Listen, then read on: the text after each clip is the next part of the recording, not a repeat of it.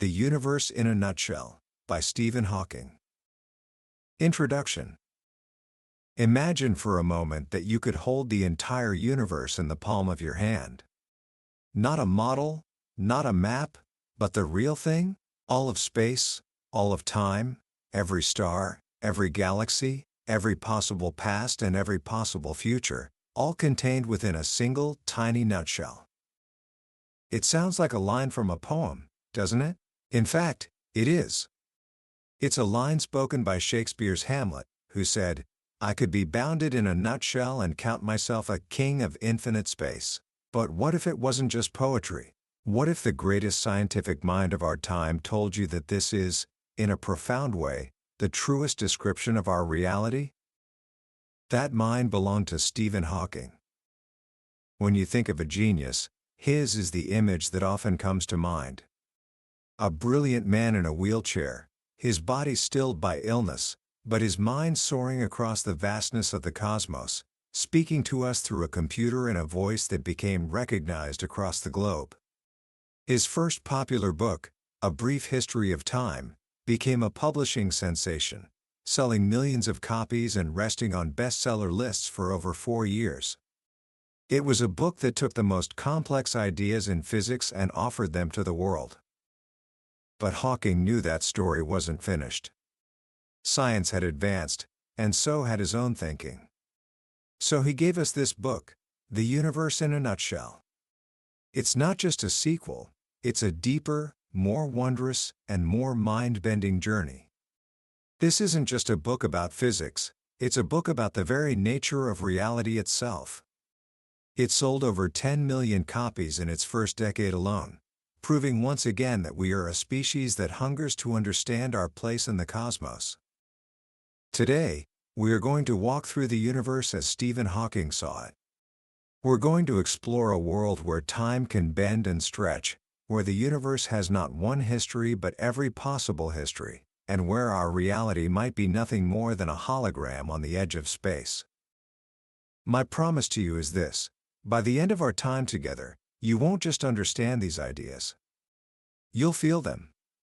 You'll look up at the night sky and see it not as a collection of distant lights, but as a grand, unfolding story in which you play a part. So, take a deep breath.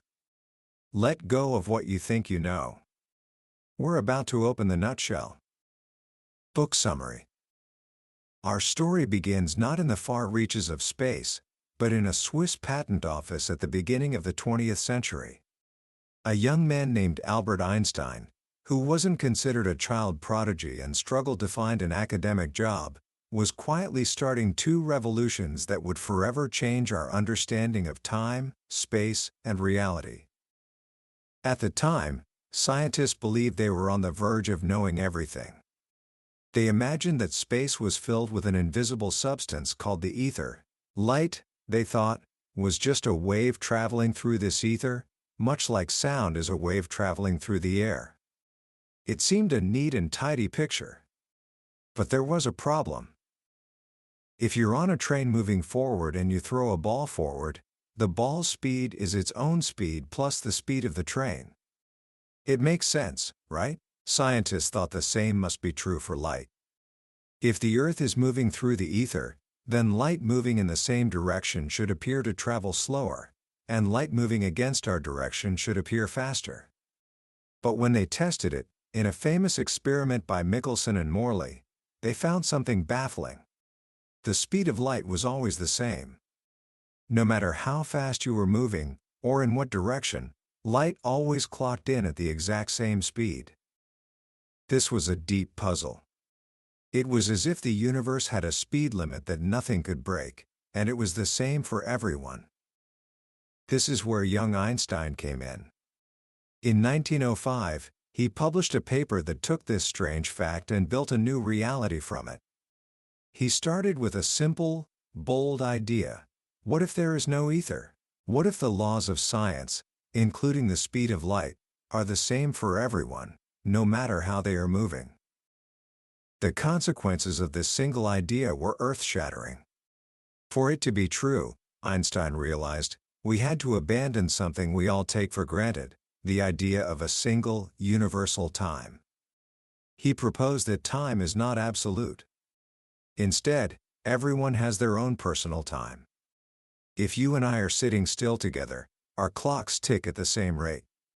But if you get in a spaceship and travel near the speed of light, your clock will tick more slowly than mine. This isn't just a theory. It's been proven. Clocks have been flown around the world on airplanes, and when they return, they are slightly out of sync with clocks that stayed on the ground. The one that flew east, with the Earth's rotation, recorded slightly less time. Time itself is relative. This was the birth of special relativity, and it came with another astonishing consequence. Einstein showed that as you use energy to accelerate an object, its mass actually increases. It gets heavier and harder to push. To accelerate something to the speed of light would take an infinite amount of energy, which is why it's the ultimate cosmic speed limit. This led him to the most famous equation in history, $E equals mc squared $. Mass and energy are two sides of the same coin. A tiny amount of mass can be converted into a tremendous amount of energy. This is the secret of the sun's power, and tragically, the secret of the atomic bomb. Einstein, a lifelong pacifist, was horrified when this discovery was used for destruction. He once said, "Politics is for the moment, but an equation is for eternity." His equations of relativity are his true memorial. But Einstein wasn't done. His theory of relativity worked beautifully with electricity and magnetism, but it clashed with another giant of science, Isaac Newton, and his law of gravity. Newton's law said that gravity was an instantaneous force. If the sun were to suddenly disappear, we would instantly feel the gravitational effect here on Earth. But Einstein had just proved that nothing, not even information, can travel faster than light. It takes light 8 minutes to get from the sun to us, so how could gravity be instantaneous? This problem bothered Einstein for years. The breakthrough came when he had what he called his happiest thought. He realized that acceleration and gravity are intimately related. Imagine you're in a closed box, like an elevator with no windows. If you feel your feet pressed to the floor, you can't tell if you're sitting on Earth, pulled down by gravity, or if you're in a rocket in deep space, accelerating upwards. The feeling is identical.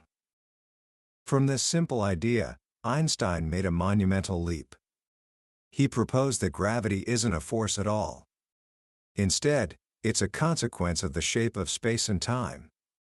He said that mass and energy warp the very fabric of space-time, much like a heavy bowling ball placed on a rubber sheet will create a dip. Smaller objects, like marbles, rolling nearby won't be pulled by the bowling ball. They will simply follow the curves in the rubber sheet. This is what planets do. They aren't being pulled by the sun. They are following the straightest possible path through a space-time that has been curved by the sun's massive presence. This new theory was called general relativity. It transforms space and time from a passive backdrop into active participants in the cosmic dance. This theory made a daring prediction. If mass curves space-time, then even light should bend as it passes by a massive object like the sun. In 1919, during a solar eclipse, astronomers observed the light from distant stars passing near the sun. They saw that the light was indeed bent, by the exact amount Einstein's equations had predicted. It was a stunning confirmation. Einstein became a global celebrity overnight, and our view of the universe was changed forever. But general relativity led to an even bigger revelation. When Einstein looked at his own equations, he found they didn't allow for a static, unchanging universe. They predicted that the universe must be either expanding or contracting. At the time, everyone believed the universe was eternal and static, so Einstein thought he had made a mistake. He even added a fudge factor to his equations, the cosmological constant, to force them to produce a static universe. He would later call this the greatest mistake of his life. Because in the 1920s, an astronomer named Edwin Hubble made a landmark discovery. He observed that distant galaxies were all moving away from us. And the farther away a galaxy was, the faster it was moving away. The universe was expanding. This was the final piece of the puzzle. If the universe is expanding now, it means that in the past, everything must have been much closer together. If you rewind the cosmic clock far enough, about 15 billion years ago, everything in the entire universe, every star, every galaxy, all of matter and energy, would have been crushed together into an unimaginably hot, dense point. This was the beginning. The Big Bang. Stephen Hawking, along with his colleague Roger Penrose, took Einstein's theory of general relativity and showed that if it was correct, the universe must have had a beginning. It wasn't just a possibility, it was a necessity. The theory that reshaped space and time also gave time itself a starting point. But this created a new, profound problem. At the moment of the Big Bang, the density and temperature would have been infinite. This is what physicists call a singularity. At a singularity, the laws of physics as we know them, including Einstein's own theory, break down completely. General relativity could tell us that there was a beginning, but it couldn't tell us how it began. What happened before the Big Bang? For a long time, this was considered a question for philosophy or religion, not for science. But for Hawking, that wasn't good enough. If the laws of science fail at the beginning, what's to stop them from failing at other times? A law isn't a law if it only works sometimes. The reason general relativity breaks down, Hawking explained, is that it's an incomplete story. It's a classical theory, describing the large-scale structure of the universe beautifully. But it doesn't include the other great revolution of the 20th century, quantum mechanics. Quantum mechanics is the science of the very small, of atoms and the particles inside them. And down at that level, reality is a strange and fuzzy place.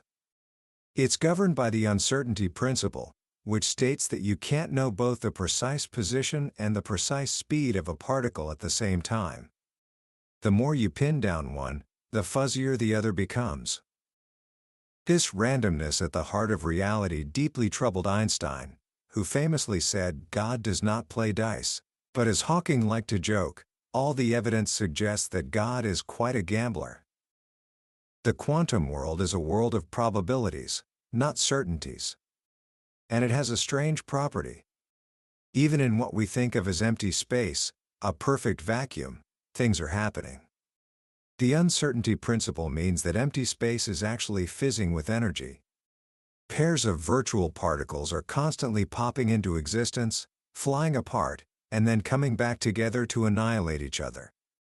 They exist for such a short time that we can't see them directly, but their effects are real and have been measured. The vacuum, it turns out, is not empty at all. This is the key. Near the Big Bang, the universe was incredibly small, and these quantum effects would have been dominant. To understand the origin of the universe, we need a theory that can unite the two pillars of modern physics, Einstein's general relativity, the theory of the very large, and quantum mechanics, the theory of the very small. We need a quantum theory of gravity. For decades, this has been the holy grail of physics. The search has led to some of the most mind-bending ideas imaginable. One of the first attempts was a set of theories called supergravity. These theories proposed a new kind of symmetry in the universe, called supersymmetry. The idea is that every particle we know has a superpartner particle. These superpartners help to cancel out some of the troubling infinities that arise when you try to combine gravity and quantum mechanics. Then, in the 1980s, a new idea took the physics world by storm: string theory. String theory says that the fundamental building blocks of reality are not point-like particles, but tiny, vibrating, one-dimensional strings. Just as a violin string can vibrate at different frequencies to produce different musical notes, these fundamental strings vibrate in different patterns. One pattern of vibration appears to us as an electron. Another pattern appears as a photon. Another as a quark. All the particles and forces of nature are just different notes played by these tiny, fundamental strings. String theory was incredibly elegant, and for a while, it seemed like it might be the theory of everything, but it had its own problems. There wasn't just one string theory, there were 5.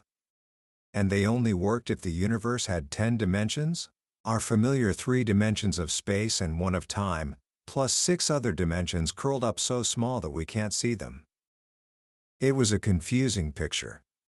But then, in the 1990s, physicists discovered a web of unexpected connections, or dualities, between the 5 string theories and supergravity.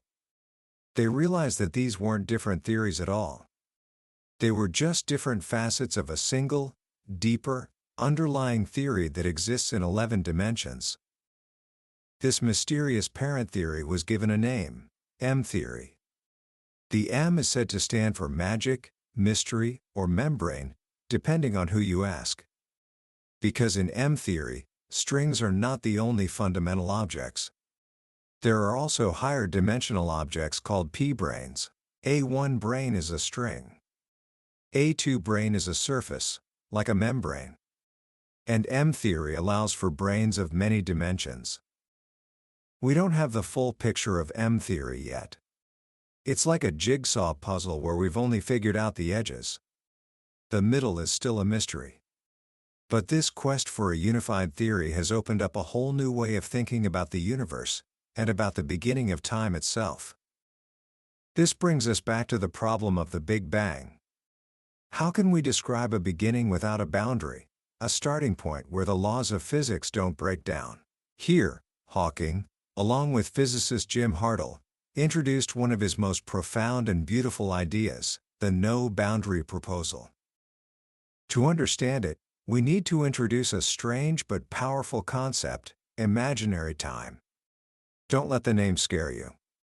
It's a well-defined mathematical idea. Think of ordinary, real time as a horizontal line, stretching from the past to the future.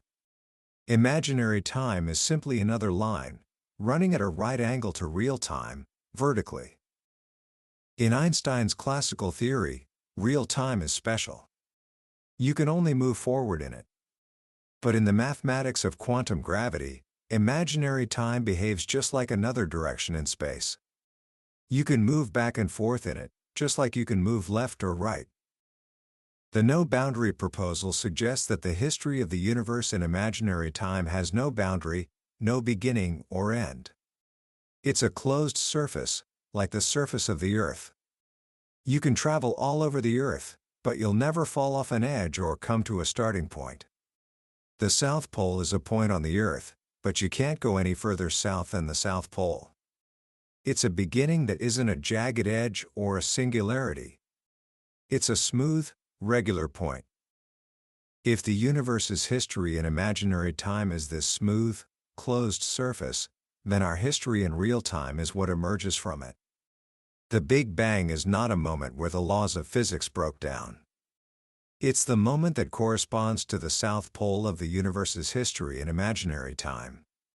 It is the beginning of real time, but it emerges from a timeless, boundaryless state. In this picture, the universe is entirely self-contained. It doesn't need anything outside of itself to light the fuse and set it going. The universe, and time itself, simply is. It is brought into existence by the laws of physics themselves. But this leads to another puzzle. If the universe can have a history, why this particular history? Why a universe with stars and galaxies and us?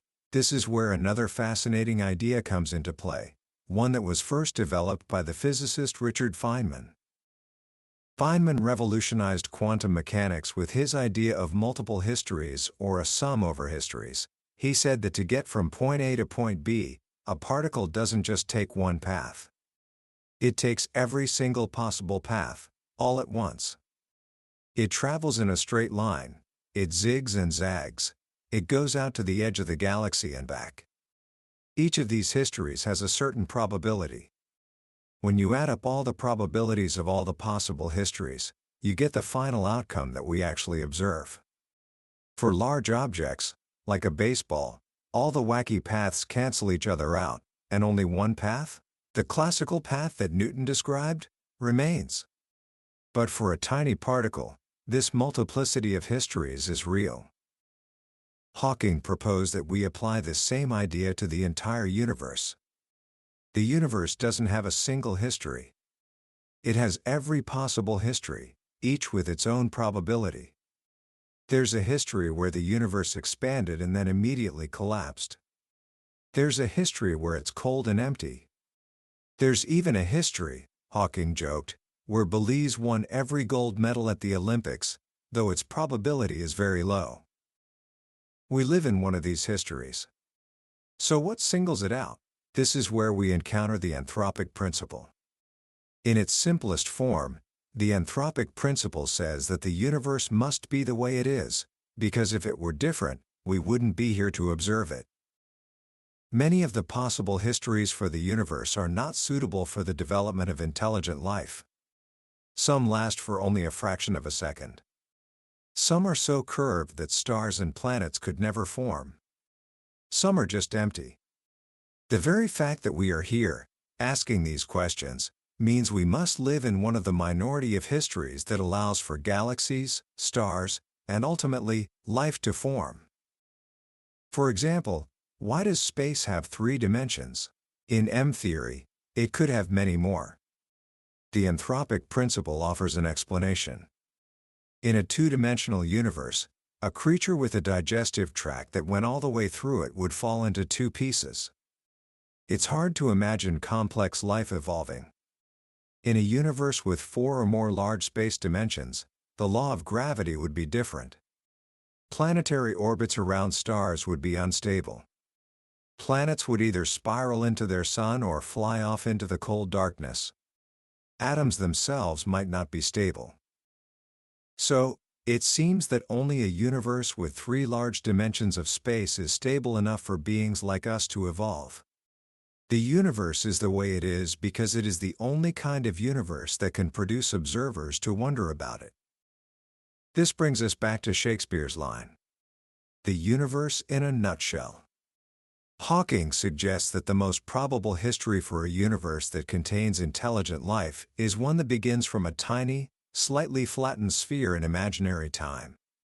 This small, closed, boundary-less nutshell contains all the information, every law, every particle, every possibility, that unfolds into the vast, expanding, 14-billion-year-old cosmos we see around us.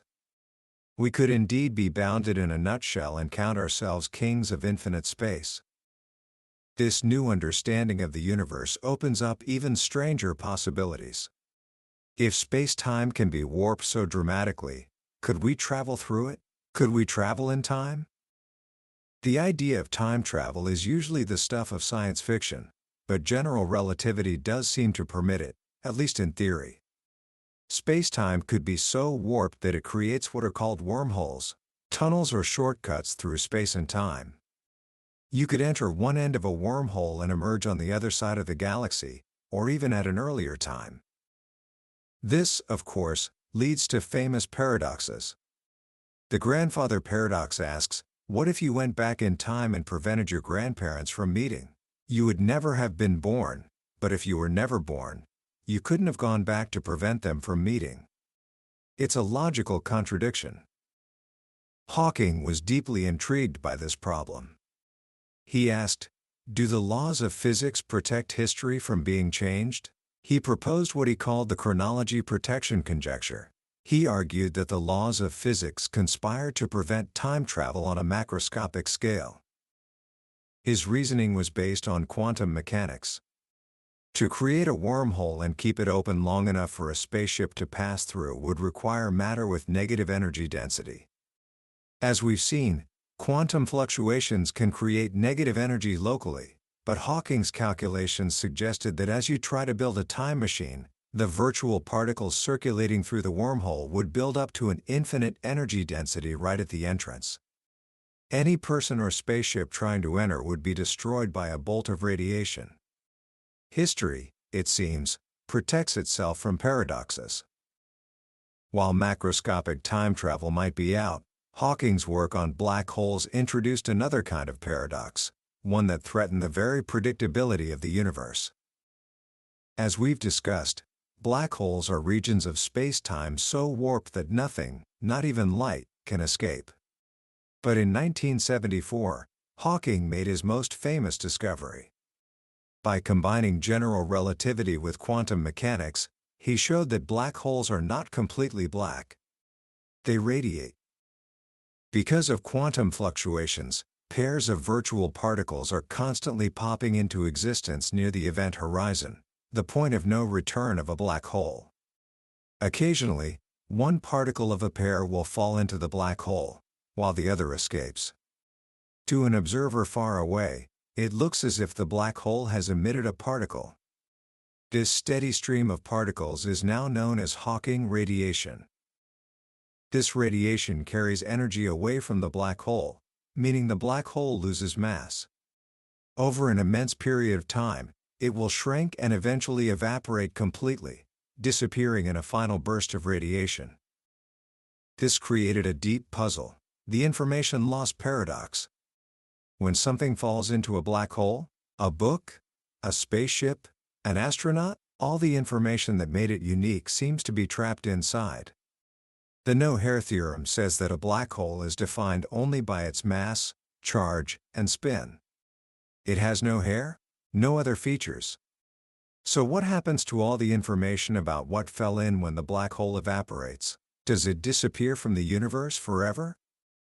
If it does, it violates one of the fundamental principles of quantum mechanics, which says that information can never be truly lost.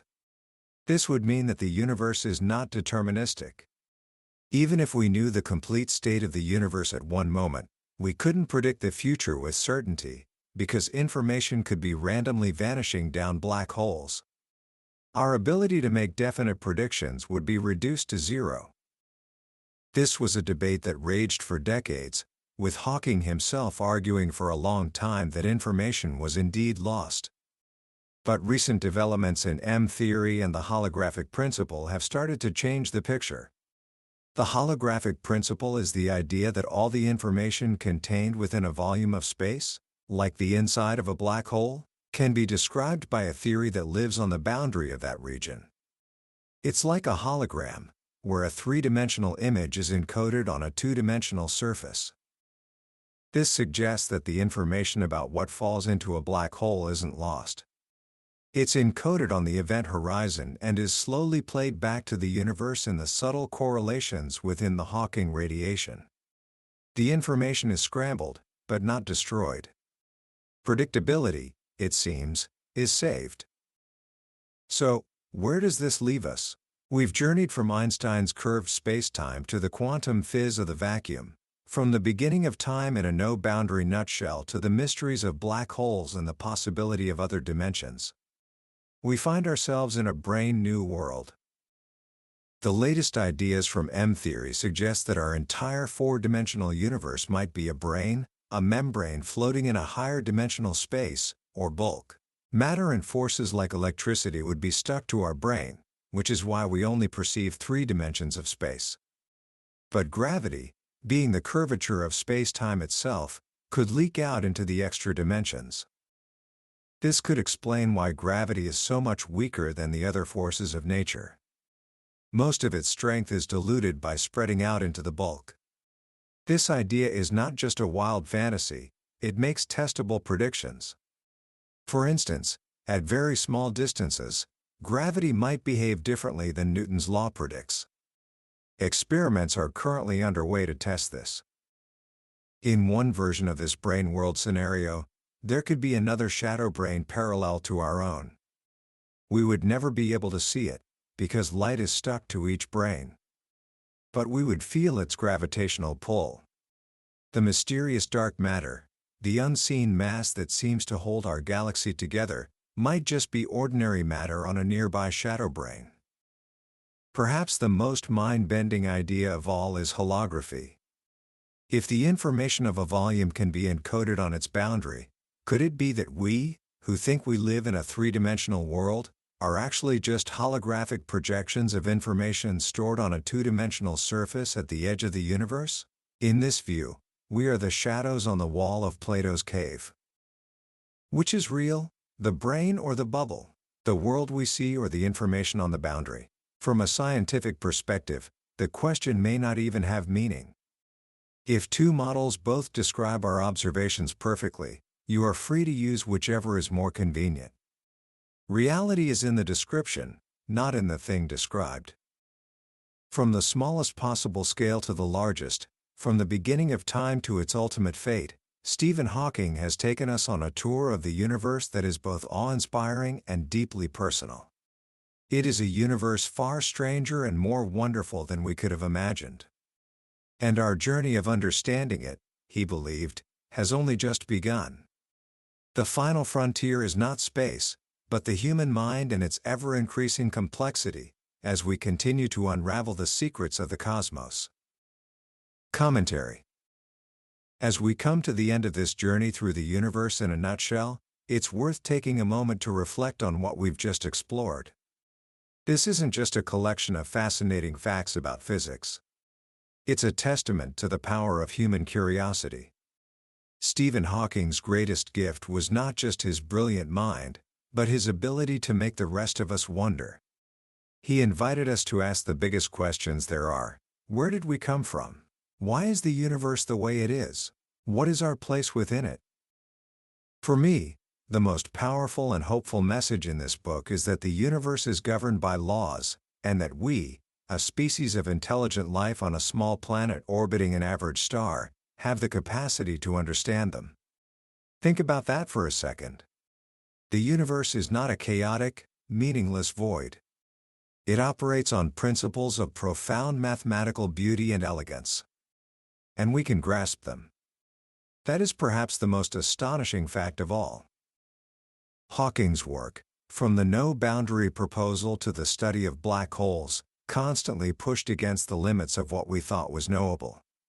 He refused to accept that any part of the universe was off-limits to science, even its very origin.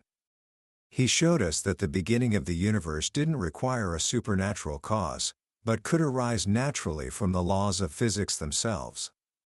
This is an idea of incredible power and simplicity. It puts the responsibility for understanding our existence squarely on our own shoulders.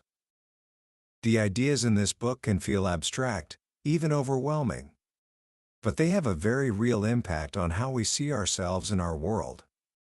They teach us humility, showing us the sheer scale of the cosmos and our small place within it. But they also fill us with a sense of wonder and empowerment. The same laws that govern the collision of galaxies and the birth of stars are at work within us. We are, as Carl Sagan said, star stuff. So, how can we take these grand ideas and bring them into our own lives? First, and this is the simplest, take a moment to look up. The next clear night, go outside, away from the city lights if you can, and just look at the stars. See them not just as twinkling lights, but as suns, many with their own planets, in a galaxy that is just one of billions. See the light that has traveled for thousands, even millions of years to reach your eyes.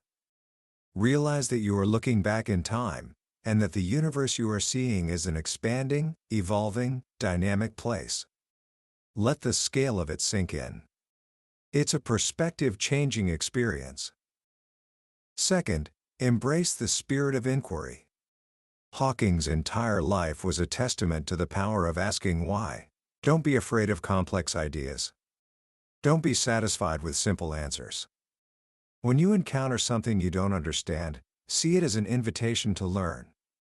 The universe is full of mysteries, and the joy is in the exploration, not just the answers. And third, appreciate the beauty of complexity. The journey from the Big Bang to the present day is a story of increasing complexity, from a hot soup of particles to the formation of atoms, stars, planets, and eventually, life. Our own evolution, both biological and intellectual, is a continuation of that cosmic story. We are not separate from the universe, we are a way for the universe to know itself. Hawking left us with a vision of the future that is not static, like in Star Trek, but one of ever-increasing complexity and understanding. It's a future full of challenges, but also full of limitless potential. As he said, "I don't think we will ever stand still. We shall increase in complexity, and shall always be the center of an expanding horizon of possibilities." That is his ultimate legacy, a vision of a universe not just to be observed, but to be explored, understood, and cherished. We've journeyed through the cosmos in a nutshell today, touching on some of the most profound ideas in science. But I'll be honest with you, a summary can only ever be a map. It can show you the landscape, but it can't give you the feeling of the wind on your face or the earth beneath your feet. The real magic happens when you read the book for yourself. It's in the quiet moments, when one of Hawking's brilliant analogies or a simple, elegant phrase clicks into place and rearranges your entire view of the world. This summary is a doorway. If anything we've talked about today has sparked your curiosity or filled you with wonder, I urge you to step through it. Grab a copy of the book, because reading it isn't just about learning, it's an experience that can genuinely change the way you see yourself and your place in this grand, mysterious universe. A link to the book is in the description. Also, if you found this journey valuable, please take a moment to hit that like button and subscribe to the channel. That way, you won't miss our next exploration into another life-changing book from the billionaire's bookshelf. Let's keep learning, and keep wondering, together.